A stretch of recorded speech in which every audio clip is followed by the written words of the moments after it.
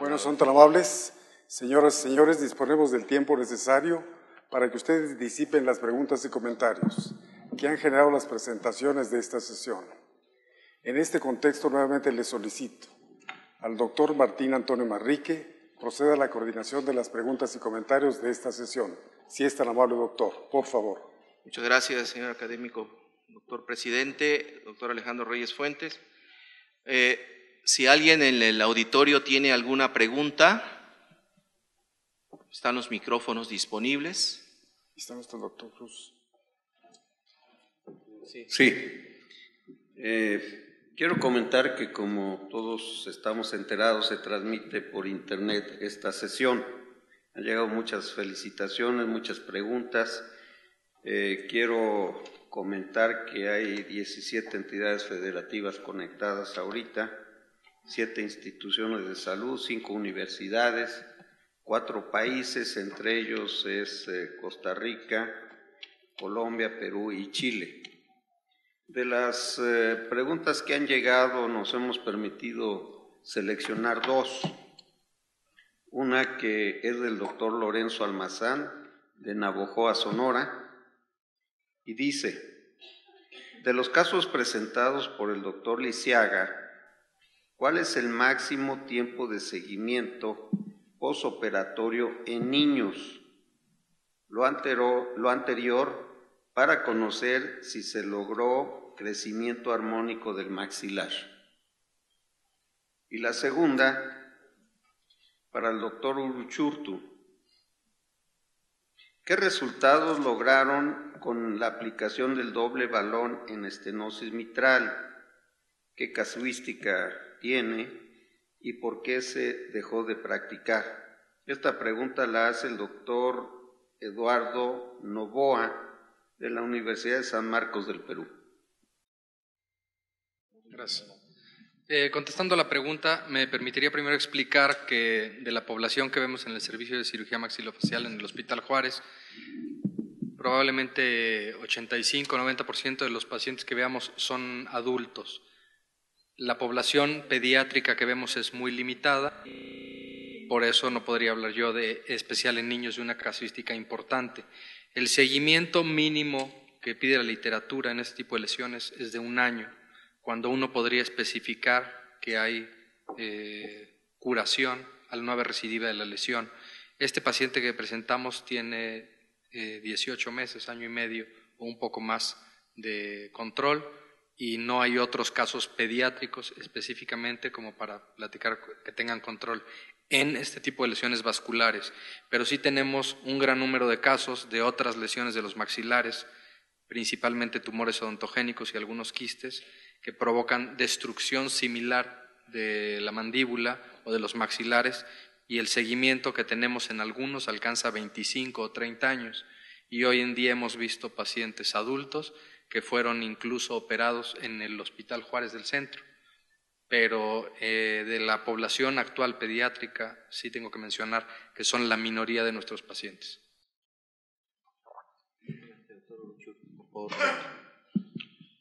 En relación a la pregunta que me hicieron, en realidad la estenosis mitral como tal o la cardiopatía reumática ha disminuido considerablemente. En los años 90, casi el 40% de los cateterismos que hacíamos eran de pacientes con cardiopatía reumática, es decir, valvulares. En la actualidad hacemos ya muy poquitos, vemos muy poquita estenosis mitral, sobre todo con indicación para valvuloplastía. La técnica de doble balón abre la válvula mitral un poco más. Normalmente una valvuloplastía mitral, la válvula abre al doble, es decir, si el área calculada por el ecocardiografía o por el ecocardiografía es de 1 centímetro cuadrado, la abrimos al doble, a 2 centímetros cuadrados. Desde el punto de vista hemodinámico, cualquier conducto que lo abrimos al doble, el flujo aumenta 16 veces, esa es por la teoría de conductancia. La técnica de doble balón, como se alinea más hacia las comisuras los 2 balones, logra abrir la válvula más que el balón Inoue. El balón Inoue ha sido el más popular porque fue el primero que se utilizó, pero yo en la experiencia que tengo, o la experiencia que tuvimos nosotros, porque ya hacemos muy poquitos casos, Y repito, la técnica de doble balón nadie la hacía en México más que nosotros, y la técnica con el otro balón Nucleus que llegó por cuestión circunstancial al hospital, por cuestiones de costos, fue un balón que llegó muy barato y ni siquiera había descrito la técnica y nosotros la ideamos. Al comparar, y tenemos publicados esos trabajos, al comparar las tres técnicas, el doble balón abre más la válvula. Estadísticamente no es significativo al valor de área, pero sí la abre más. Pero lo que es más importante es el crossover. Había un crossover más importante de la técnica de Inoue hacia doble balón o de la técnica de Inoue hacia el balón Nucleus que yo expuse en una transparencia donde estaba colocado que del doble balón o del Nucleus hacia el Inoue. Es decir, ¿qué quiero decir con el crossover? Con la técnica de Inoue teníamos un éxito de 90-95% y cuando no lográbamos abrir la válvula nos pasábamos inmediatamente a la otra técnica o de doble balón y el balón Nucleus y con esto logramos éxitos del 99%. En realidad era muy raro que no lográramos abrir la válvula mitral cuando dominábamos pues prácticamente esas tres técnicas. Y de hecho la técnica del balón Nucleus, casualmente en un congreso me acabo de encontrar un libro publicado por un hindú que habla de toda la valvuloplastía mitral, ellos hacen muchísimo todavía en la actualidad, y venimos referidos en un capítulo como el balón Nucleus, que es el único, dice ahí, ese balón solamente se ha utilizado en México, es la única referencia que hay, y es que nadie lo usó y era mucho más barato, y prácticamente era del mismo funcionamiento que el Inoue, pero con una guía. Pero, insisto, ya la verdad los casos de cardiopatía reumática, sobre todo estenosis mitral, ya son muy raros, vemos muy poquito, ya casi lo más que hacemos son, como yo lo comenté en mi exposición, intervenciones coronarias percutáneas. Muchas gracias, doctor Uruchurtu. Si me permiten, algunas preguntas para los ponentes. Doctor Rodrigo Liceaga, estas técnicas obviamente son muy promisorias, la mínima invasión es algo que está en diferentes disciplinas, pero de las lesiones complejas en región maxilofacial, ¿existen contraindicaciones o todo se puede tratar con estos? Pues tradicionalmente dividimos a las lesiones de los maxilares en lesiones de bajo flujo y de alto flujo, y las lesiones de bajo flujo nunca han tenido problema en atenderse porque normalmente no ponen en peligro la vida del paciente. Hay varios casos reportados de lesiones de alto flujo que aparentaban una lesión benigna y fueron biopsiadas y el sangrado es incontrolable y el paciente incluso puede fallecer. Esa sería la contraindicación de atender un paciente de estos sin el manejo conjunto de la embolización previa. Hoy en día tratar de resecar una lesión vascular sin embolización previa, prácticamente nos estamos jugando con la vida del paciente, porque la vascularidad de la zona maxilofacial es tan rica y tan amplia que el tratar de controlar el sangrado es prácticamente imposible. Entonces esa sería, a mi juicio, la principal contraindicación de estas lesiones. Muchas gracias. Doctor Eduardo Uruchurtu, recuerdo que en otras disciplinas nosotros tenemos problemas de migraciones biliopancreáticas o esofágicas cuando colocamos stent. ¿Qué porcentaje de migración, si es que existen, tienen ustedes con los stents que colocan? Migración prácticamente podría yo decir, en la actualidad prácticamente es nula. En un principio, cuando surgieron los stents, el Palma Shots que mostré yo, que era el primero que se comercializó, ese stent no venía montado, nosotros lo montábamos. Entonces teníamos que primero predilatar mucho la lesión y luego ir con mucho cuidado porque ahí sí se podía embolizar. Actualmente los stents vienen tan fijos en el balón que cuesta trabajo hasta desprenderlos y nosotros los insuflamos a alta presión. ¿Qué quiero decir con esto? Llegamos a presiones de 12, 16, 18 atmósferas e impactamos el stent a una presión altísima en la pared del vaso. Entonces prácticamente queda puesto ahí alta presión en el endotelio y no tenemos migración de los stents en este caso.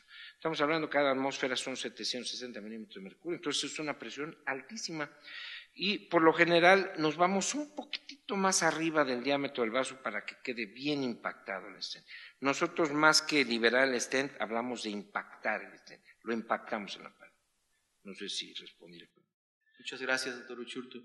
Doctor Gustavo Melo Guzmán, en la ponencia escuchamos que para abatir costos utilizaron una técnica con los COIs combinados con el cohesivo. ¿Esto a qué se refiere? ¿O se hicieron estudios de costo-beneficio, costo-efectividad? Sí, claro. Históricamente este tipo de lesiones, las fístulas carótido-cavernosas, no tienen una alternativa desde el punto de vista quirúrgico. O sea, no la hay. Dentro de la terapia endovascular, dentro del nuevo intervencionismo, ya existen alternativas de tratamiento y entre ellas, en un inicio, lo que se colocaban eran, como lo comenté, desde los años, el final de los años 70, la colocación de balones desprendibles dentro del seno cavernoso, fijos al sitio de la fístula sobre la carótida, la pared de la carótida.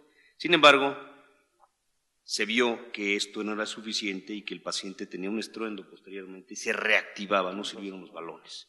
La otra historia, después, a partir de los años, a mediados de los años 90, surge esto nuevo que les comentaba, los coils, que son los espirales de titanio, y también surge de la mano unos espirales que tenían que al contacto con el flujo de líquido, en este caso la sangre, válgase la expresión, se hinchan. Tienen un biológico que los hace que se hinchen. Cada uno de ellos tiene un costo muy alto y se necesitaban hasta 30 dispositivos para lograr, que son los famosos hidrocoils. Entonces, este tipo de lesiones se lograba cerrar, sí se lograba cerrar con los hidrocoils, es un buen tratamiento, no estoy diciendo que sea malo, pero el costo llegaba hasta $30,000. Entonces, lo que hemos hecho ahora es reducir los costos con un coil que no tiene este dispositivo, y lo que hacemos es hacer una fusión que dice la ingeniería civil, que es varilla y cemento. Lo que colocamos es un alma de un coil de platino, solo un coil, y lentamente en esos espacios que deja, en esas celdas que deja el propio coil, se fija, perdón la expresión, se amarra el cemento, el ónix, y entonces lo que consumimos es solo un vial de ónix y solo un coil. Y si la fístula es de mucho flujo, tal vez 2 coils que se reducen los costos a $4,000. Muchas gracias. Doctor Onésimo Saldívar, dentro de la ponencia vemos que la mayoría de los pacientes que nos llegan, y yo creo que no es privativo del Hospital Juárez, son muchos para amputación. Entonces, desafortunadamente estamos tratando las complicaciones, ¿verdad?, de los diabéticos también, y las amputaciones es un problema también de altos costos. Pero con respecto a lo que nos presentó ahí, sabemos que abajo de rodilla la angioplastía está dando pues resultados promisorios, pero ¿esto ha modificado en estas amputaciones? ¿Hemos evitado más amputaciones? ¿Seguimos igual? ¿Cómo estamos? En efecto, llegan muchos pacientes al Hospital Juárez con problemas de pie diabético. Desafortunadamente, el diagnóstico que se hace de estos pacientes es muy tardío. Cuando el paciente empieza a ir con el médico, no se le detectan los problemas vasculares.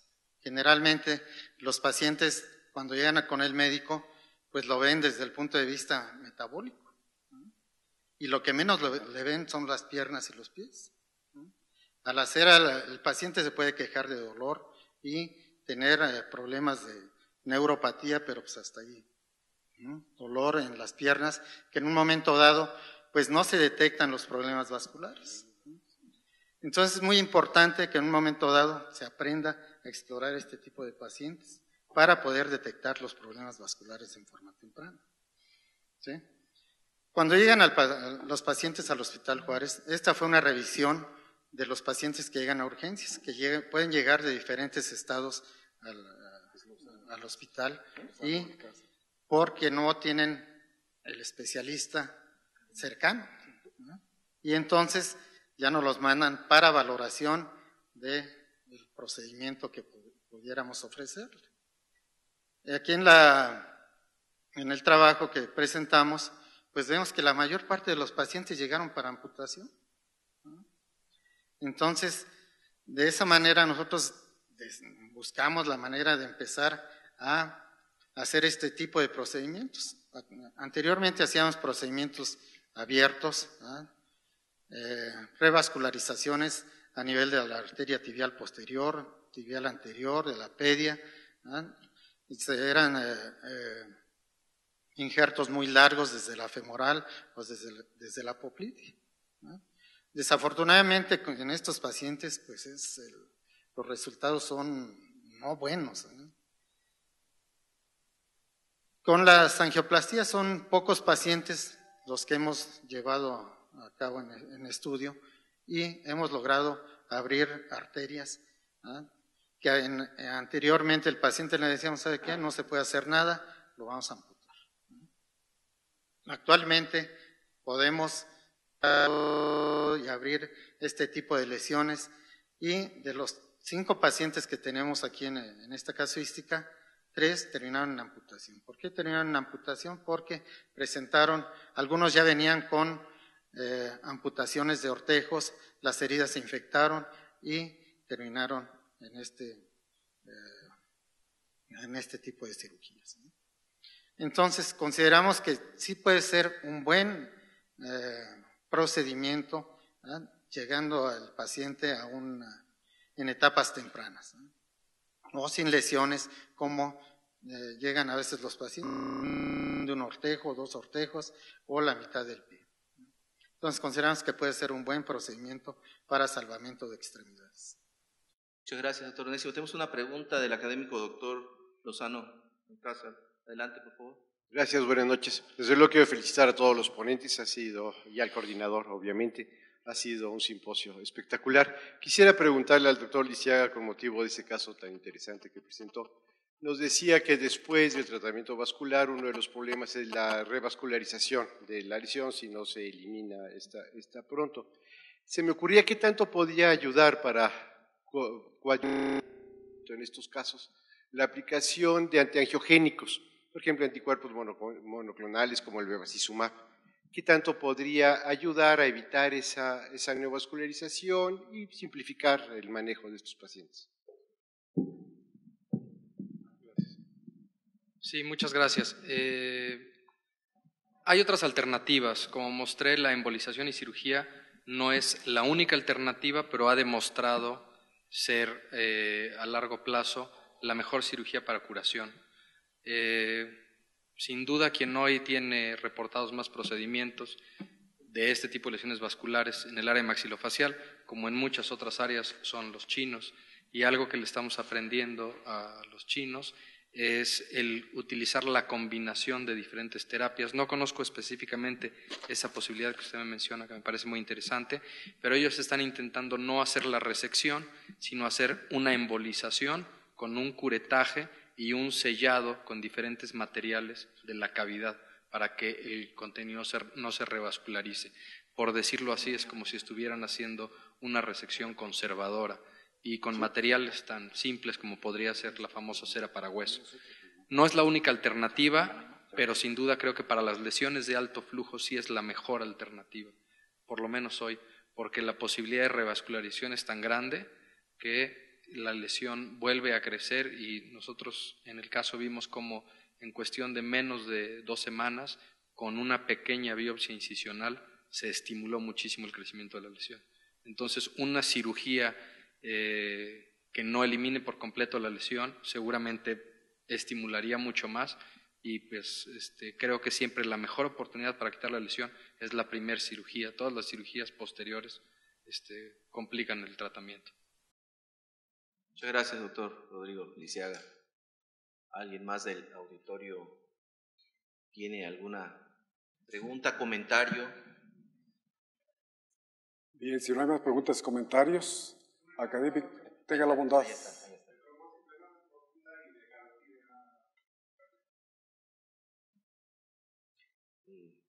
Para el doctor.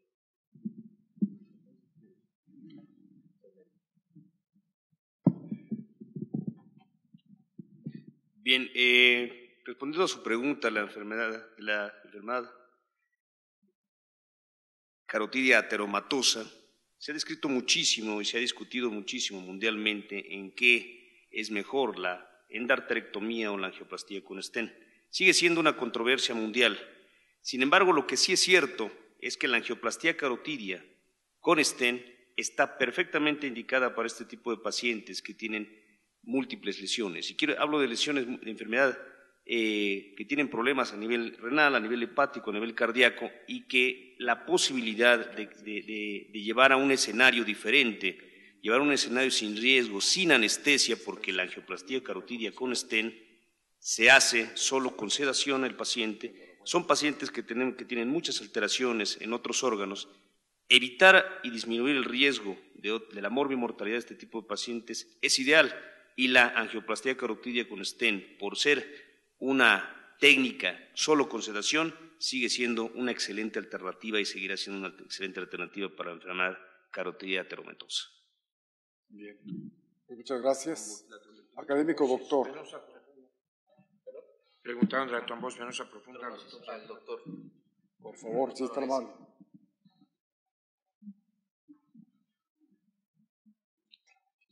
Sí, en trombosis venosa profunda está indicada más que nada la aspiración de los trombos, ¿verdad?, con un aditamento que se llama Pronto, ¿verdad? Con este aditamento lo que se intenta es sacar los trombos predominantemente de la arteria ilíaca para evitar las secuelas posttrombóticas, ¿verdad? Ya en pacientes crónicos que tengan secuela posttrombótica y que en un momento dado se pudieran mejorar el retorno venoso, pueden utilizarse técnicas más que nada de tipo quirúrgico, como son la cirugía de palma, o en un momento dado, si hay alguna estenosis de la vena, se puede llegar a utilizar el stent para abrir estas venas y mejorar el retorno venoso. Bien. Académico doctor Martín Antonio Manrique, el cuerpo directivo de la Academia Mexicana de Cirugía les expresa su genuino reconocimiento por su excelente contribución académica. Enhorabuena y felicidades. A continuación, cedo el uso de la palabra al académico doctor Felipe Cruz Vega, secretario de la Academia Mexicana de Cirugía, para que proceda a invitar a la distinguida audiencia a nuestra próxima actividad académica. Gracias y buenas noches. Nuestra próxima sesión será conjunta con la Unidad Médica de Alta Especialidad, Hospital de Oncología del Centro Médico Nacional Siglo XXI del Seguro Social. Será el martes 26 de agosto a las 7:30 de la noche en este recinto. El tema: cáncer mama, su clasificación molecular y sus implicaciones en el diagnóstico, tratamiento y pronóstico. Va a ser coordinada por el doctor Pedro Mario Escudero de los Ríos, director de la Unidad Médica de Alta Especialidad, Hospital de Oncología del IMSS. El tema clasificación molecular del cáncer de mama y teranóstica será tratado por la doctora Isabel Alvarado Cabrero, quien es jefe del servicio de patología de este hospital. El tema frecuencia de sobreexpresión de HER2-NEW en este hospital de alta especialidad será abordado por la doctora Patricia Piña Sánchez, quien es investigador asociado B del propio hospital. El papel de la quimioterapia y nuevos blancos moleculares de tratamiento será abordado por el doctor Mario Aquilino Pérez Martínez, quien es médico adscrito al servicio de oncología médica de ese hospital. Y finalmente el tema, cirugía conservadora en cáncer de mama después de tratamiento neoadyuvante, será abordado por el doctor Jaime Reséndiz Colosia, jefe del servicio de tumores de mama de este hospital. Este es el programa, nos vemos dentro de 8 días. Muy buenas noches. Muchas gracias. Gracias nuevamente.